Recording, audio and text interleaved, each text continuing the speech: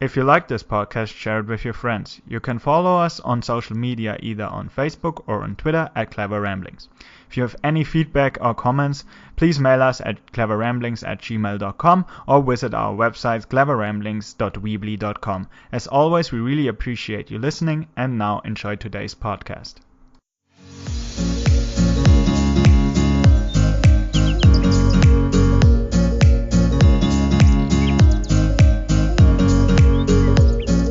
Hello, welcome to the Clever Ramblings podcast. My name is Ivan. And I'm M. And today we will talk about only 3 topics. One, we will talk about and debate whether Kylie Jenner is a self-made billionaire. Then we will shift gears and discuss what it would take, what type of evidence or argumentation it would take for us to give up our most cherished and fundamental beliefs. And then we will conclude with talking about the possible existence or lack thereof of extraterrestrial life and intelligence.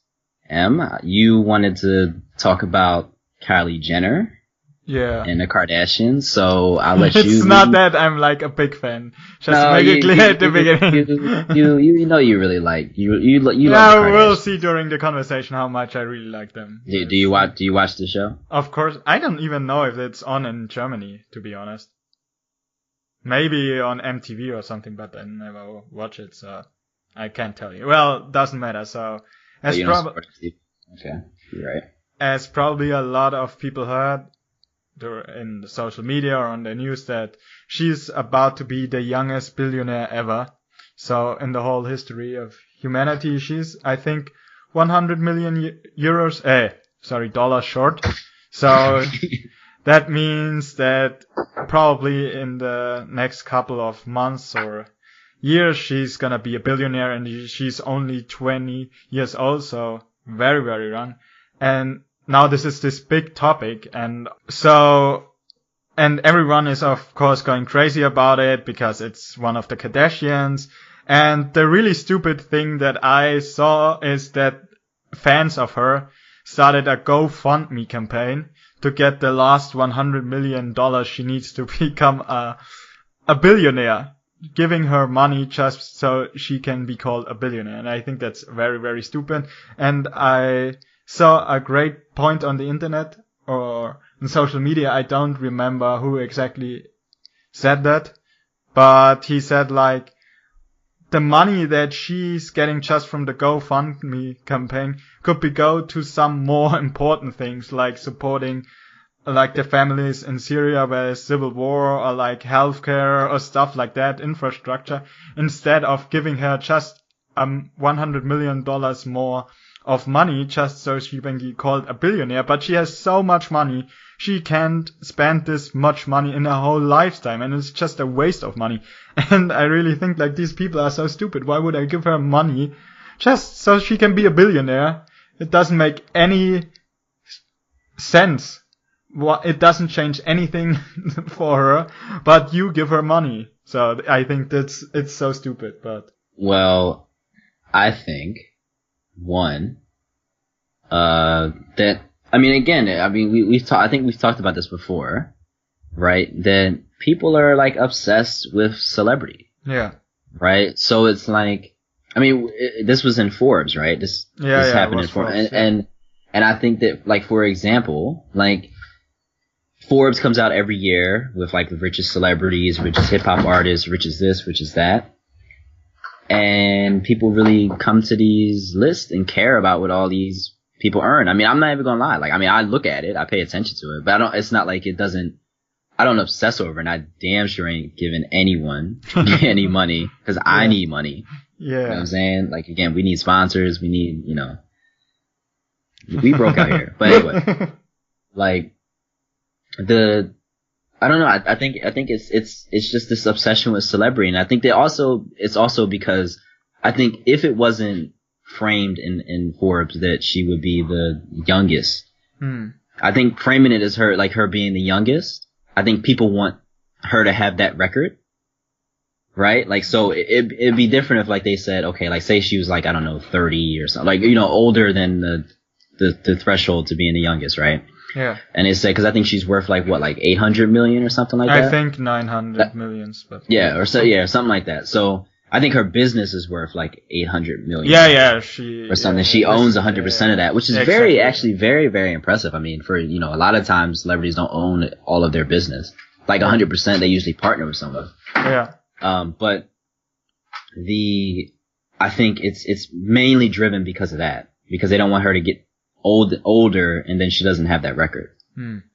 I think also, you know, like that, I mean, of course the money could be used towards something else, like more important, like as examples you were saying. And I mean, people are starving and things like that.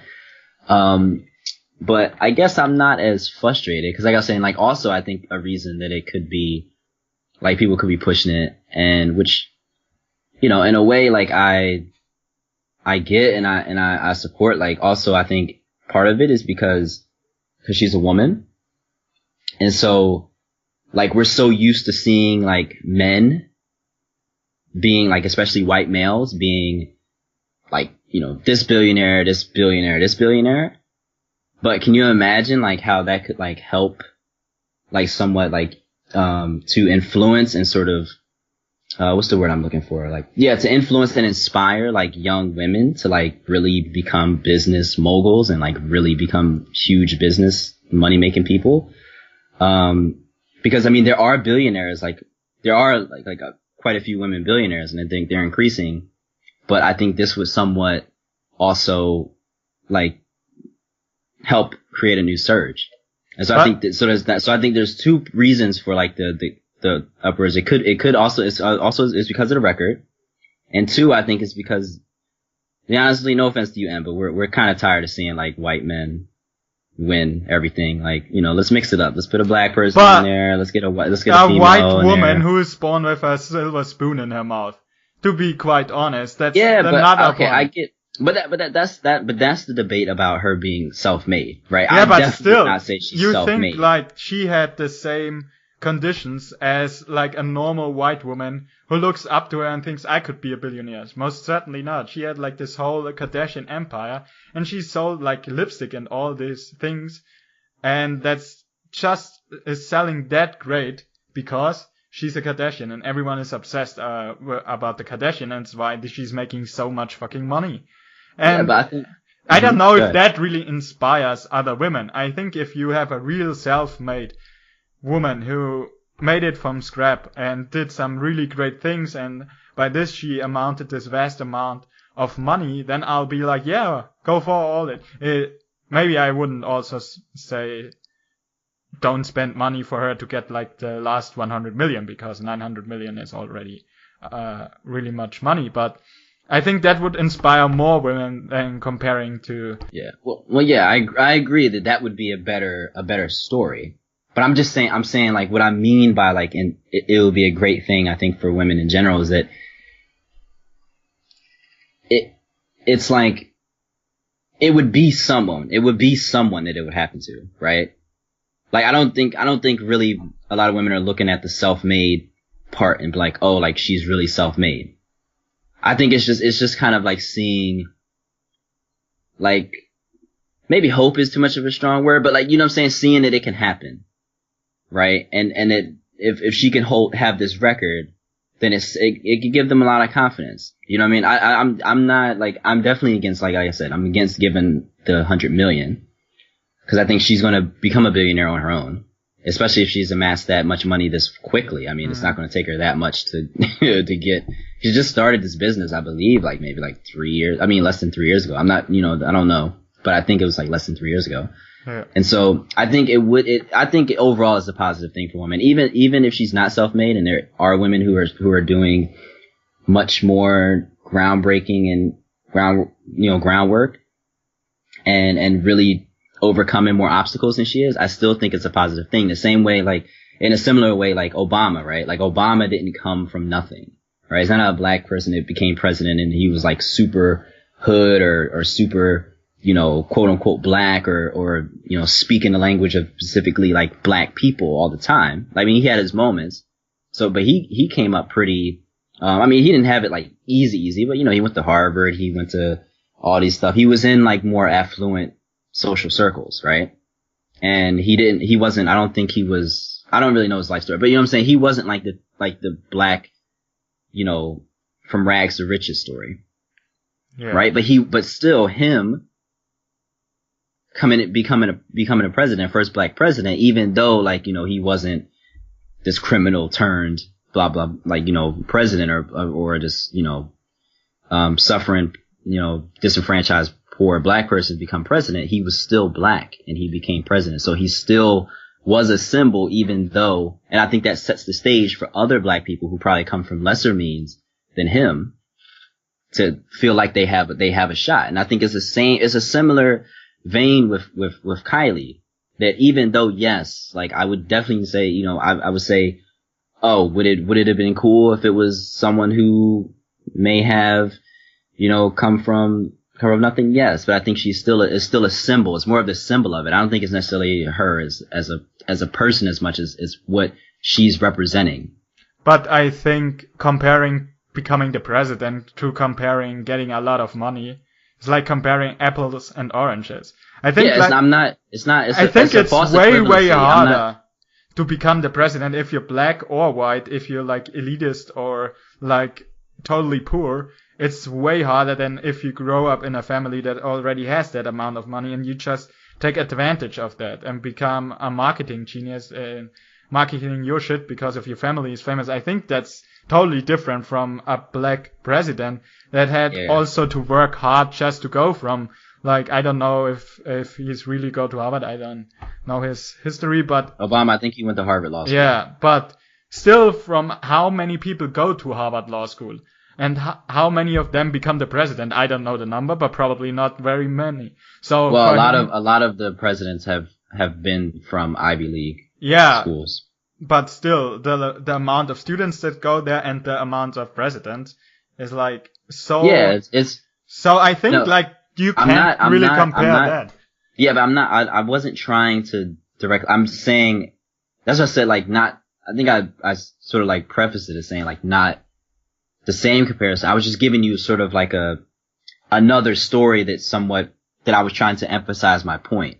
Yeah, but I think it's not the same thing. I think it's definitely more difficult to become president, right? So I wouldn't say that she's the same role model as Obama is for becoming the president as a black man to compared of being a white woman who makes a lot of money because her family was already wealthy. I think Obama is way more of a role model. Yeah, but I'm not saying like I'm not trying to say that specifically. Like what I'm saying is like the point of a symbol of hope and a symbol of I can do this as well, right? Especially from people who've been oppressed, right? In different women and black people, like black, I mean not excluding like white women and black people have been oppressed in different ways, right? So it's not fair to say that it's the same. But what I'm saying is like that symbol of hope, you can get, even though it's a very different situation. I believe having that symbol of hope and having that symbol that I can do this and I can be, that I'm, cause in a way it signifies a whole bunch of things. It's like, that I can do what you can do, and even I can do it better because how many people become president? Same, how many people become billionaires, right? Like it's still, even though like it's she's achieving something that statistically is very unlikely to happen, right? And she comes from a group that has been overlooked in some way, right? I mean, of course, white women haven't been more overlooked than black women. Black women are like, been way more overlooked and put down. But still, as a woman, I think that possibly could give more women hope, black and white, and people from just women in general. I think that could still give them hope. That's just how I feel. Like, and it may not, right? It may not, but I think it's doing more positive for women than not, maybe. right? As far as like that's inspiring them. Just like Obama, you could disagree with his politics or whatever like that, but I think still overall he had a more positive impact on inspiring the next generation of black people, whether it's men, black women, or black men. Regardless of if you agreed with what he did in office, right? So I'm saying they're similar in the sense that they're both these symbols. They're different types of symbols and for different reasons and in different areas. But I think they're still kind of symbols of hope and symbols that I can achieve this as well. Yeah, right? Because no one would have thought that Kylie Jenner would have been, could possibly be like the next youngest billionaire. Right? You would have, if I were to guess, I would have thought it would have been someone like Mark Zuckerberg, like some type of like tech guy that, is like working out this, in Silicon Valley or something like that. Like for her to come out of nowhere, right? Well, not nowhere, but like, what I'm saying, to come out from like cosmetics and stuff like that, and something that's completely sort of different than what you would think and be that close. Cause I didn't know her business was doing that well at all. No, me neither. Right? So I still think it's overall a positive thing. But the GoFundMe, they need to stop. Cause you should be funding like cancer research or something, or like, you could do something else that's more productive than that. Cause she's gonna get $1 billion. And I hope, even though like, I hope that she does, because I think it would be a good, like I said, I think it would be a good symbol. Right? But she's definitely not self-made, I wouldn't say. Like, she didn't come from nothing. The Kardashians have been, well off for a while. You know what I mean? So even if she, Kim Kardashian tried to, defend like, oh, no one works harder than her sisters. And yeah, I believe that, Kylie works hard to do what she has accomplished. Definitely that. But it's like, she didn't start off at the same level playing field that everyone else did, right? Like, you're still part of that Kardashian family. So even if you did start your business, you started off with that social network, you started off with the name, you started off with, the history of your family, from the Jenners, from also with the Kardashians. Like, what I mean? So much more has been helped you. But I think regardless of that, regardless of the privilege, the end result, I think, is positive. Yeah, I think that's enough with celebrities for today. I think we can move on to a more serious stuff. Let's call it serious stuff. Oh man, I thought you liked, but you watched Kim. You watched the Keeping Up with Kardashians. No, we didn't. When did we do that? No, I said you do. I do. No, I do not. Oh, I'm disappointed. Our listeners are going to be disappointed that you don't care about it. She's making enough money without me watching them. Jeez. She's going to get that. Shout out to Kylie. I hope you get that. Hope you get that Billy. And if you get the $1 billion, think about sponsoring our podcast. It's only after she hears what you had to say about her today, she is not giving a shit. So, listen, Kylie. I like you, and I want you to succeed. You can give me the money because I'm supporting you. M is okay. He doesn't need it. Okay, sure.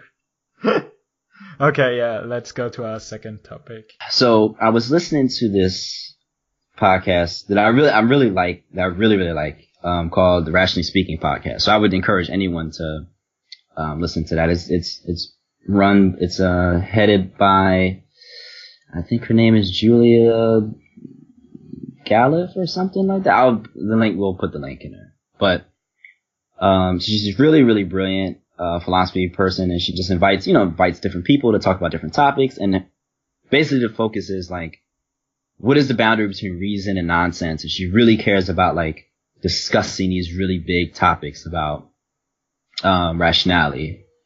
She asks questions that I think a lot of other people don't really ask, especially in like a big podcast format.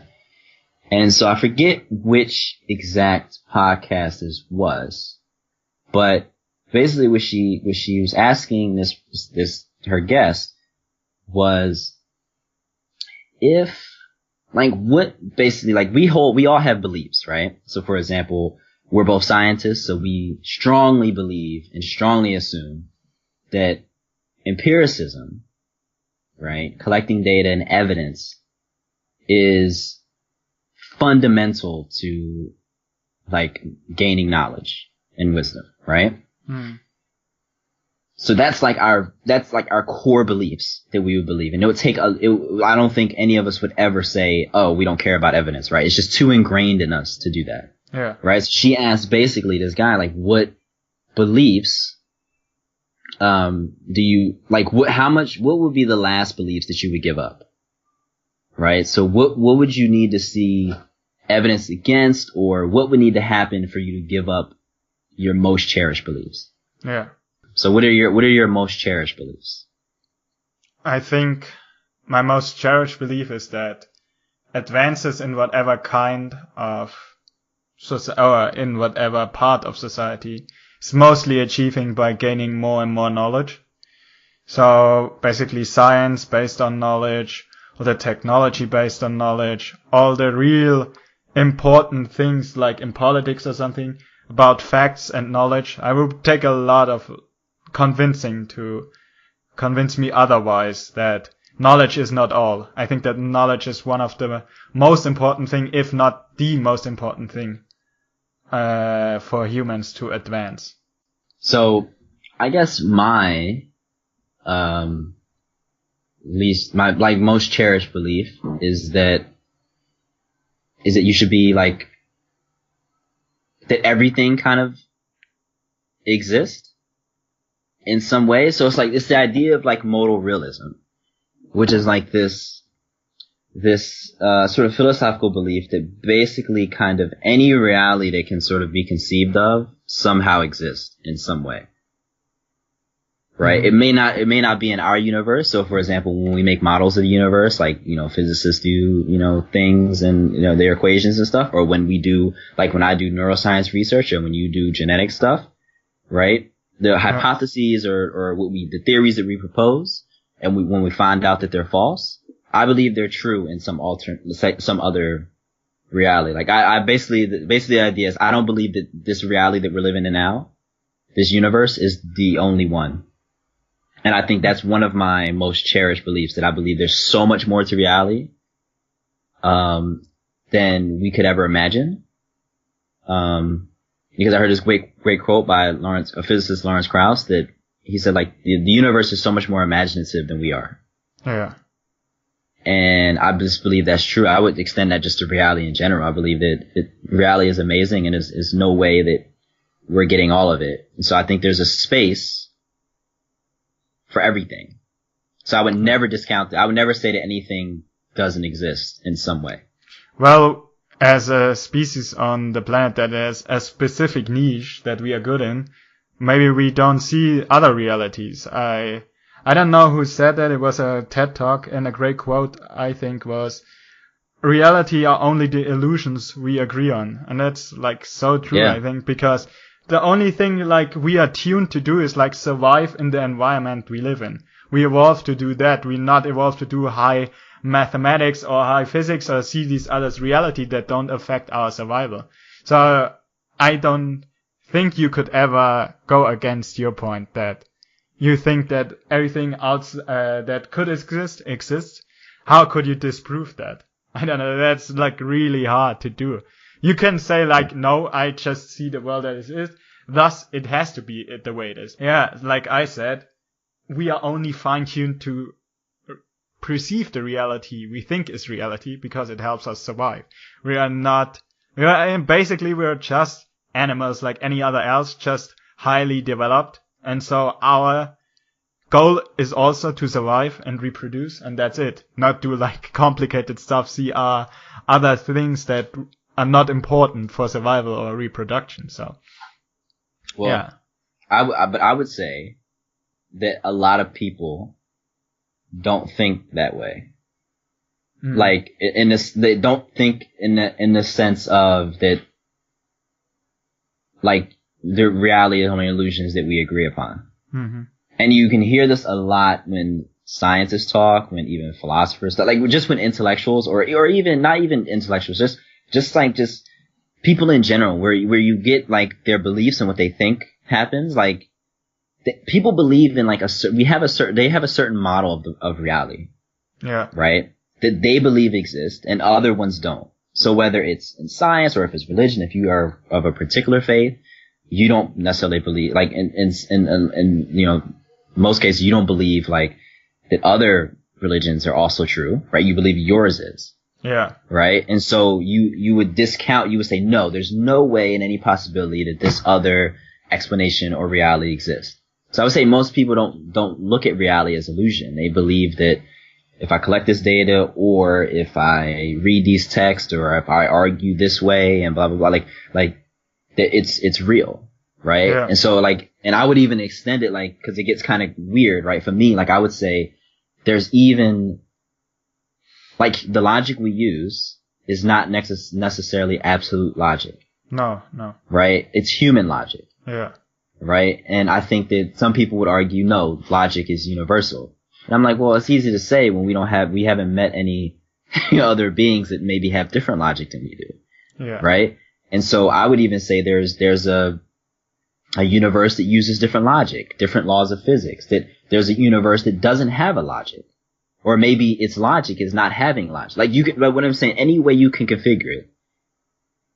Right? I believe there's reality to exist. Yeah. In that way. Well, right? We are kind of trapped in our little circle that we think is absolutely true, with the logic, for example.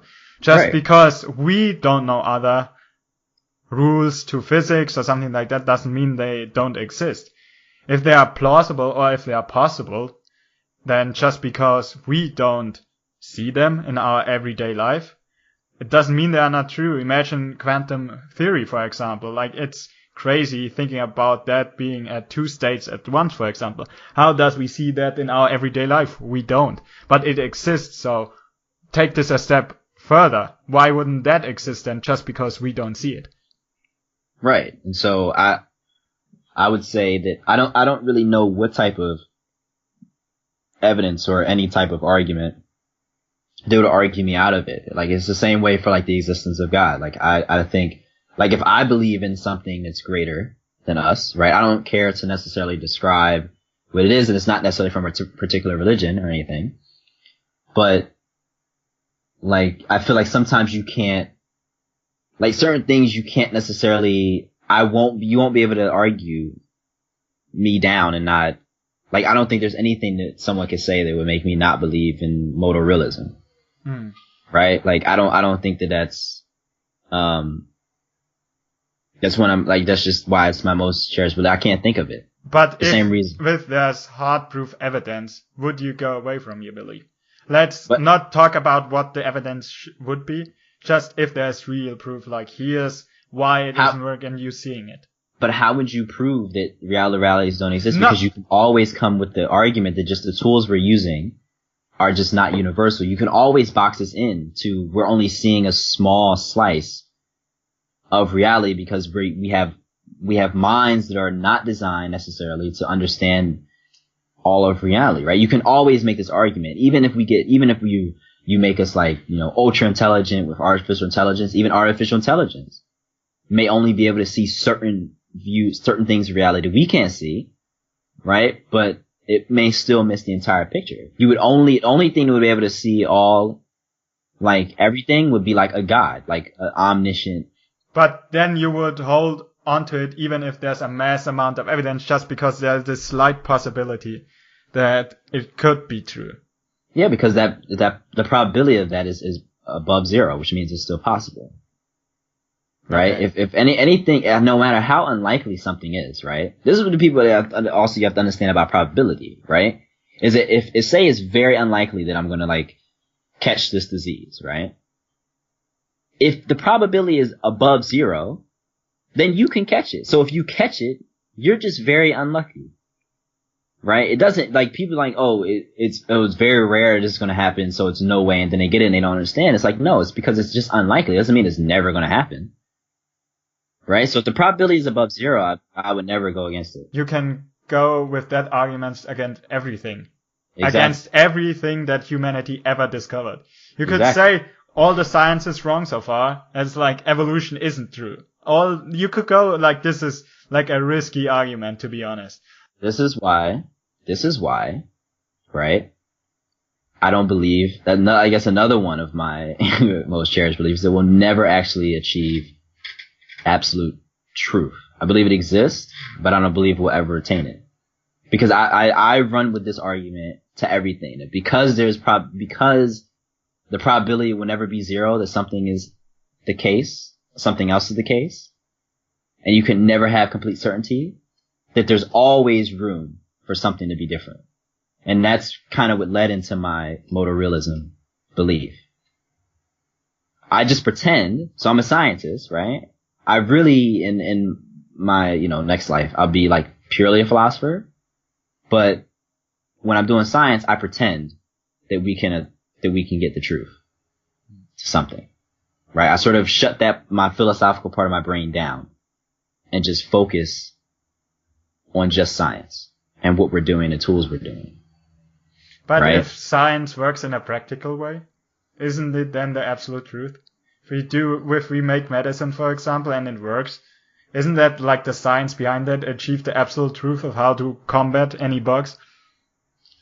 Yeah, but we don't know if that's absolute truth either, because, for example, like say if you come up with this cure, and we know the mechanism, say it helps with it interacts with these molecules, blah blah blah, and it takes out this and this and this, right? Mm-hmm. Okay, you can say, okay, fine, we've demonstrated that mechanism works. How do we ever rule out the fact that there could be somehow interaction with variables that are in another dimension? You can't. Like, just like people like a good example is like, just because we have like the laws of gravitation doesn't mean that somehow like that angels aren't in some way like responsible for it. We can never prove that, right? We can never prove it for or against that it's happening. We just don't use it because Occam's razor says you just use what's more simple. Yeah. Right? But we can never prove that there aren't angels that are somehow responsible for the laws of gravitation and are moving the planets around in some way. Right? Yeah. Just like we can never prove that the cure that we have is just some type of interaction between matter that is able to interact with matter in another dimension that we can never measure. We can never rule that fact out. We just say it works. It's practical, but that doesn't mean it's absolute. Absolute means we can tell without any uncertainty that this is all that's happening in this system. And that's it. But I'm still thinking it's like a risky thing because you can apply that to everything. And I think you should, what's most likely, or what's almost certain, should be our view and rely on the evidence we got, even if there's a possibility that it's not true after all. Because otherwise, what should we teach our children? Why would we attack someone who thinks the earth is flat? Maybe the earth is flat. Is it true? Is this the absolute truth that the earth is flat? The earth is round, sorry. So, I don't know, it's just a risky argument to go. I mean, I think it is risky, and I think, I get what you're saying. I think that's why I tend to turn that part of my mind off for when I'm doing practical stuff. Because again, I just say, okay, well, this works.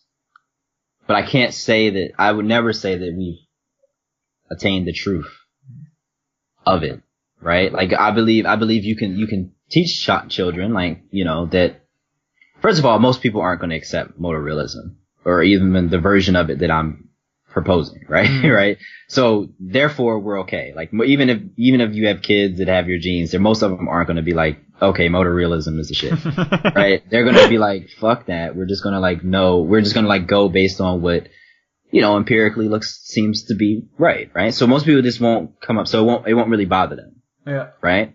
Yeah. But for the people it does, you could just say, like I do, I just turn that part of my brain off, because it was a time when I was in high school that I couldn't really do anything, because you just get stuck in like this existential epistemological crisis where you're just like, holy shit, like nothing can be proved. Like, you really like just think about truth all the time, right? So that's happened to me, but you can overcome it by just saying, you know what? I'm either going to just stay here forever and starve to death because I can't move or I can't do anything. I'm just going to be in this thought, or I'm just going to get up and try to say, okay, fine. Even practical truth will have to be enough. So I think with that, we're going to close with our last topic, which was, do extraterrestrial life forms exist? And if so, why didn't we see them so far? Basically, like, it's called Fermi's paradox. And basically, the basis of Fermi's paradox is there's an equation. It's called the Drake equation, which this guy, last name Drake, not the rapper and the singer, although that would have been cool. But it was I think he was an astronomer or astrophysicist, one of those, and he basically came up with this equation to calculate how much intelligent life. I think it was either just life or intelligent, but I think it was intelligent life that there should be in the universe, right? And he did this kind of, and when he, estimates can vary. So like some people will argue with how, accurate his estimates are in this equation. But basically, even if you're super conservative, there's going to be still, even in our Milky Way, tons of other planets that should have evolved life. And then a certain subset of those should also then evolve intelligent life like ourselves, right? And a certain subset of those intelligent life will also be more intelligent than us, right? And some of them will be so advanced, they'll be like millions of years of more advanced than we are, right? And so they should be capable of space travel and possibly like wormholes, so like the speed of light wouldn't be a problem, because that's one of the arguments to why we don't see extraterrestrial life, because they're traveling and speed. The fundamental limit of the universe is the speed of light. So it just naturally they can't travel faster, but so large distances would be a real problem to get to Earth from there. But you can create a wormhole, because physicists believe it's theoretically possible to create a wormhole between two different like large distances of space. And so if they're that advanced, they should be able to have the technology to create wormholes, right? So they still should be able to find us. And so the paradox is, how come there seems to be nothing, right? If there should be all this intelligent life form, not only in our own galaxy, but there's hundreds of billions of galaxies in the entire universe, why haven't we seen like ET or something? Yeah. So first we're gonna link another video, as we do a lot on this podcast, that explains the Fermi paradox, and you can find that in the description. But anyway, so I looked it up. It was alone in the Milky Way galaxy. There are 10 billion Earth-like planets, or estimation that there be. So even if you have like 0.1%, it's still 100 million like planets that should inhabit Earth, if only 0.1% of them would be like possible for life to evolve. But, and then when you said why didn't we see them, there basically are two ideas, or there's one idea called the Great Filter. I don't know if you heard about it. No. So the idea is that there is a barrier that is almost impossible to overcome. So basically, I don't know, it could be some technological advances like super AI that basically then kills the civilization, or other things that basically eradicate it. And the basic two ideas are, if either we are just right after the barrier, so that we are the first kind of civilization that was ever possible to pass this barrier. So, for example, evolve complex life, for example, from prokaryotes to eukaryotes. So, eukaryotes, of course, making up all the cells in animals. The step from this to that may be so unlikely that only our civilization could cross this. And the other idea is that the barrier is in front of us. So, basically, that at a certain time point, when a civilization becomes so advanced, for example, with AI, they are so likely to destroy themselves that it almost ever happens. So basically, either we are the first one to cross the filter, or we are about to come up to the filter that basically prevents us from contact with other highly evolved civilizations, because they already died off because of that filter. Yeah, so I've heard about this. I just didn't know it was called called the Great Filter. Great Filter. Yeah.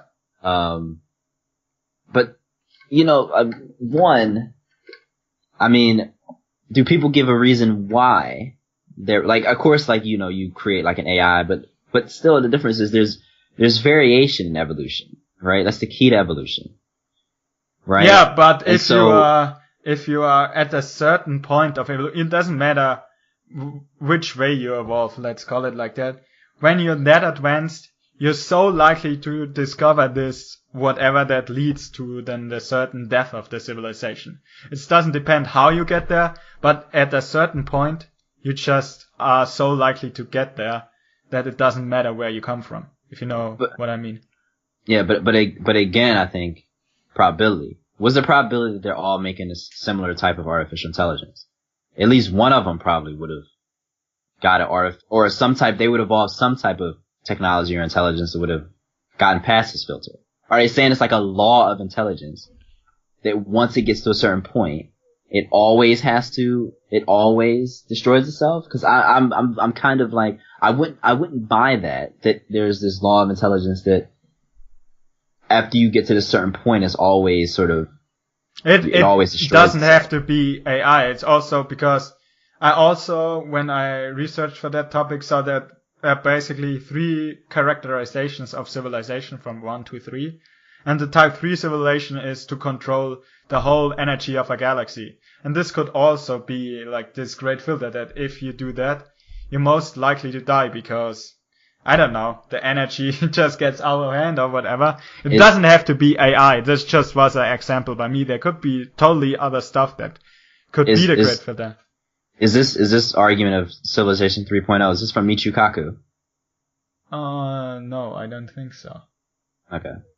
Well, anyway. But I still think that, like, if you're a level 3 civilization, right?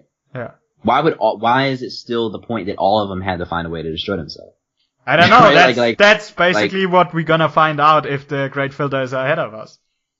Man, cause I think what it could, like, even, like, there's been other arguments, right? Like, for example, in his book Singularity is Near, which we'll link as well, Ray Kurzweil argues that basically that he says that there are no, like, other intelligent life forms, because he said, well, a common argument is like, well, as opposed to the great filter, there's also one where it's like, okay, well, maybe they don't care about us, right? So they're so advanced that they just don't want to interact with us at all. So, for example, this wouldn't work with us because obviously we love ants. But, like, if you're walking down the street and you see an anthill, right, the average human being is not going to care about this anthill, because why would they care about what's going on in ant society when there's so much more complexity that's happening in our world, right? And so a similar thing is, like, these beings could be, like, in some type of higher dimension, or they could just be beyond our ability to, like, pick up their signals, because maybe they don't use radio signals. Maybe they have a very different way of communication that we can't understand or pick up.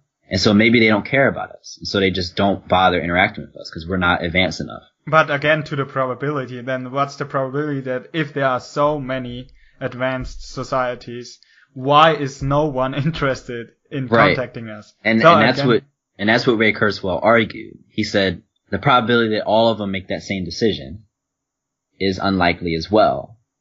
And so he said at least one of them, if they decide to come to us and be hostile, we would have been gone already. But I don't know. I mean, the way I think about it is, like, I think there's so many ways to. I believe, like, a lot of people just envision an intelligence that's greater than us. Like, what if there's an intelligence that's like, what if it's more likely that there's intelligences that are just at the same level that we are? Mm-hmm. Right? And there's like, maybe in the universe, we just happen, again, modal realism, in this universe that we have, this realm of reality, maybe there are, like, 5 of these ultra intelligent beings that don't interact with us. And maybe they all made the same decision. Maybe they all made the same decision, and they just don't interact with us, or they're just in a higher level of existence that they don't care, right? Because it's likely that, like, 5 of them could make the same decision. Now, if it was, like, 200 million of them, then yeah, I mean, I'm assuming they would have, got us the fuck out of here a long time ago. But you know what I'm saying? Like, it may just not be that common in this universe. Like, it could be that most of them are, like, even dumber than us, or maybe most of the life is just in simple bacteria or microbes or something. Yeah, like that. I'm also a fan of you basically saying the great filter that lies beyond us. I think I prefer this one the most, that we crossed a really hard barrier. And that's why we don't see other like intelligent life forms. Maybe the step from prokaryotes to eukaryotes, or the thing from single cellular life to multicellular life, or whatever. I think like that's the most, like, I'm mostly convinced by that we are one of the first to cross this barrier, the filter that makes us such intelligent beings. Right. Because it took us 4 billion years, right? Over 4 billion years to get here. Yeah. Right? From simple life to complex life, right? And the universe is what, 13.8 billion years old? Yeah. And so it happened here once, but if say the average time it takes is maybe 2.5 billion years. Still, most of the times where the conditions are right, it may not happen, right? Complexity in intelligent life, I don't think is necessarily and no one would say that it's, just the amount of time it's always gonna, I think intelligent life is less likely to happen than unintelligent life. Right? And so just by the sheer magnitude, maybe intelligent life is just extremely rare. And there aren't many intelligent life forms that can create wormholes. Right? Or maybe they can and they just happen to care about maybe they're on the other side of the universe and they don't see a reason to come to this side of the universe. Maybe they are traveling and killing a whole bunch of other civilizations, but they just you know what? There are enough civilizations for us to kill and take over for a billion years. We're good. Maybe they just haven't made it over here yet. They just don't care enough because they're doing shit in other, you know what I mean? So, the fact that they would be so concerned with us and they would have to have interacted with us, I think the universe is so big. Yeah. Why would they have to have bumped into us at this point? Yeah. It's only been, in quotations, 14 billion years. So I think to travel outside the local group, so that's our galaxy neighborhood, so the nearest galaxy, it takes 1 billion years, taking into consideration the expanding of the universe.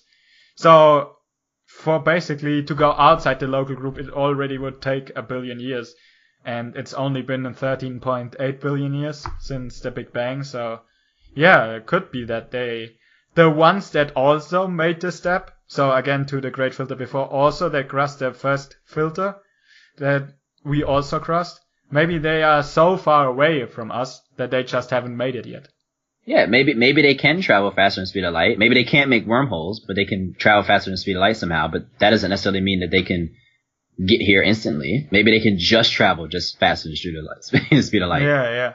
But that doesn't mean that they'll just be. I mean, we have time to get wiped out. It could happen. Yeah. Give us maybe if we haven't encountered anything and the human species probably won't be around for 1 billion years. But saying 1 billion years, we're in some alternative manifestation of humanity, right? Say it's, we're AIs or whatever like that. And in 1 billion years, if we advanced and moved throughout the galaxies and stuff like that, and we created wormholes and stuff like that, and we find nothing, then I would say, okay, maybe we are, basically the only ones. But I think it's too early. The universe is too young, to really establish that and be sure of that. Yeah. I think it's just too early to call it. Yeah, I think you're right. But it's an interesting conversation to have. But I wouldn't agree with Ray Kurzweil that we're the only ones here. No, I wouldn't. I would just say at least simple life, maybe not complex life as us, but for certain simple life like bacteria or something, I think that's for sure that. Right. It would be so unlikely that we would be the only one with any life forms. Because they were even saying there was water on Mars and all this type, and even at Mars probably had life forms 100 I think it came out that Mars 100 million years ago was probably had a habitat that was similar to Earth's. Yeah. And so it's come on, there was probably something. Yeah. Right? Even if it was a couple animals or something that, it was something. Yeah. Right? I don't think that it's unlikely that there's ever been life or that there will be life or that there is life right now in the universe. It's just probably not complex enough to come to us yet or anything like that. At least where we are in our current, galaxy. Sadly, we too never gonna find out. Except maybe if the technology is so that we can upload our consciousness into AIs, otherwise probably It's gonna be discovered after our death. That's a topic for like another podcast, because I'm a transhumanist, so I'm like very into this type of shit. But I think for right now we could kind of let it go and end on that note. Yeah, we're gonna say thank you to everyone who listened today, and we're gonna see you the next time.